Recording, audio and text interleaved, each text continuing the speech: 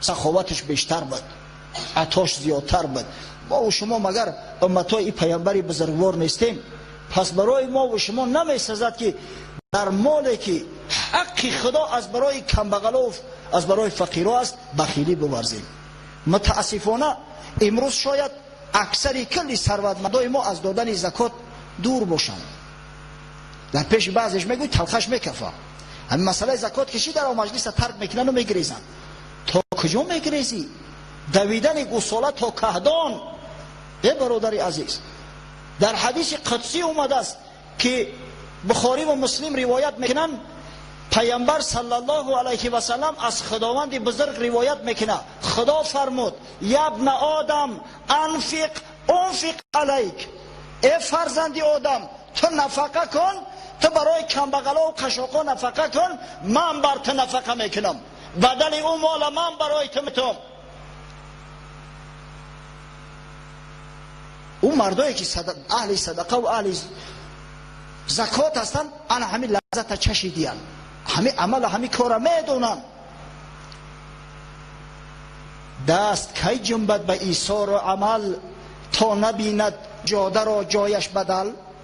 تا یگان عوض اگر دست نبینه، در عوضی دادگیش یگان چیز نگیره، اویا می جنبد دفعه دیگه به صدقه و خیرات دادن. تا نبیند کودکی که سیب هست، او پیازی گنده را ندهد زیده است. همین کودک است، اما تو یک سیوک سرخ در دستش ندهی، اونم یک پیازی کونی را در دستش گرفته است، ریپچتی لوکا. تو یک سیوک سرخ اگر ندهیش، پیاز کوی دستش بگی، داد و فیغانش میبرویا. پس همین زکات مال و صدقه فطره که ما میتیم، حکمی انمو پیاز داره و در بدل خداوند متعال از برای ما سیوک سرخ میته. میفهمه چی مرتبه و چی منزلت است. افسوس که مردم ما از همین حقیقت دور شدیان. اصلا مردها برای آن در دنیا زندگی میکنن که عبادت خدا را کنن و اگر امکان باشد بعد خود یک نام نیک بگذارم، نماند با جز نیک بد پایدار، همان به که نیکی بود یادگار. تصور کنه که یک شخص جوانمرد از دنیا بگذره، جوانمرد بود، با سخاوت بود، حق همسایه، خیش تبار، یار و رفیقا، شناس ناشناس، میگن خدا رحمتش کنه که بسیار جوانمرد بود، با سخاوت بود، دست به خیر بود، نامش هم خیلی میمونه. اما شخص ثروتمند است، بخیل مرده هست، بسیار متاسفانه.